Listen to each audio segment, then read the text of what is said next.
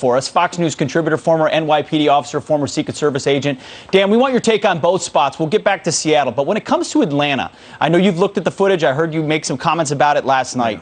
Ultimately, these cops are called to the scene because a vehicle's blocking the drive-through. They think he's intoxicated. They try to make a arrest. He resists arrest. They say verbally, I'm going to tase you, I'm going to tase you. Then the taser is taken. By my view of the video, it looks like the suspect even fired the taser back at the officers. Yeah. In this case, what do you make of how officers handled the situation and how leadership have since handled it? Yeah, I mean, listen, let's get out of the way first. Obviously, a man died, and that's tragic. Nobody wants to see that, whether it's on the police side, on the community side, anywhere. We get that. Having said that, I always ask the question when it comes to law enforcement issues for people who are sadly ignorant of them, many who haven't lived in the shoes of a law enforcement officer themselves. Well, what would you do? What's your suggestion? So you have an individual suspected of being intoxicated. May not have been. I don't know the results of the sobriety. Let's say he is. So he's intoxicated. What do? You just want to let him go? What do you want to get him back in the car, mow down a family on the street because he's potentially drunk? So, okay, so let's eliminate that as a really bad idea. So now we can all agree, right? You don't want a drunk driver behind him. I don't know. Liberals will watch. So can we all agree on that? Okay, we can. The sane people on this panel. So you have to arrest him, okay? So now you're going to arrest him, and the subject clearly does not want to be arrested. Okay, so let's walk through. What do you do?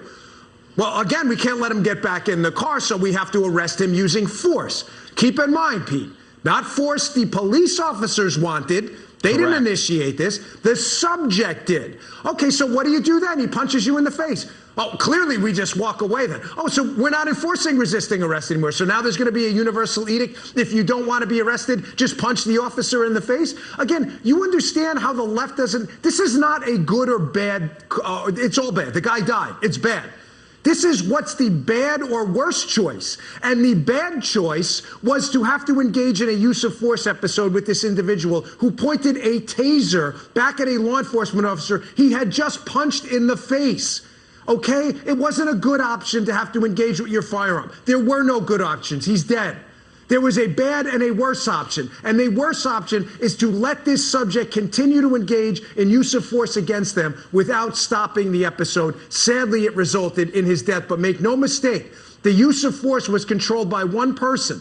The individual who resisted arrest stole the weapon, ran away, and then pointed it at the officers, which is clear on the video. And listen, one more thing. I'm not taking any guff from any of the. I know they watch this show and they jump in there, from their s'mores roasting in their basement. They've never been in law enforcement in their whole life. And I was the first one, I think, or one of the first people on this network calling out the episode with George Floyd as a grotesque abuse of force, and I'll continue to do so, and so will the good cops out there. But I've got to tell you, nothing good came out of this yesterday. But you jumping down these cops and firing them without looking at it through a sane lens and saying, what would I have done, is just plain wrong. And you're not going to develop any respect by doing that either. Amen. Dan, I have an honest question for you, though. This is just a genuine question as someone who has not worked in law enforcement. But there has been a lot of talk about retraining police or modifying that training. Is there something that could be instituted in police training that we're not doing that could help officers de-escalate a situation like that, where someone isn't pointing a gun at them, is pointing a taser, to prevent them from the use of excessive force in a situation like that, where they feel like they can protect people, they can protect themselves, but they don't have to go that route? Is there something in the training that could make a difference?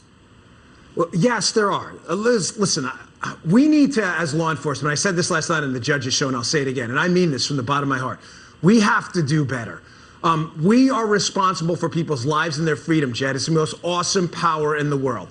We can't go in there. We can't have a bad day. You can't go to work in a bad mood in law enforcement and take it out on anyone else. It ruins it for the good cops out there.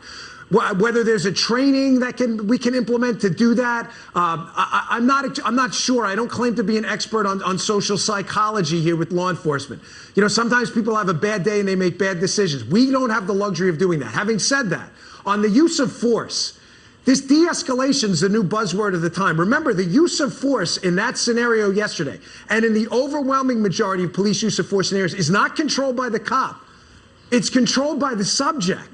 The subject is the one that chooses the escalation. Don't and there's resist a myth arrest. out there. Don't resist Don't arrest. resist arrest. And none of this would have happened. I mean, think about it, Jed. There's someone said, I think I heard one of the lawyers say last night, well, we need to use an equal amount of force, or insinuated something to that effect. Really? So just to be clear, again, thinking this through like sane people on this panel. So subject pulls a knife. You have to pull a knife and get in a knife fight. Right. He pulls a taser, you get in a taser war. The reason police officers are allowed to use an equal or superseding amount of force is to stop the subject from escalating, not to kill them. Yeah. That is why we have a use of force continuum. Don't buy into this, well, he only had a taser. Well, police officers are trained to use a taser in a non-lethal manner. Not a subject who just beat up two cops, punched them in the face, and may be intoxicated. It looks like he discharged that taser. He could have shot the guy in the face, which police officers are not trained to do. This is important. Details matter. Dan, talk about use of force. It's unclear.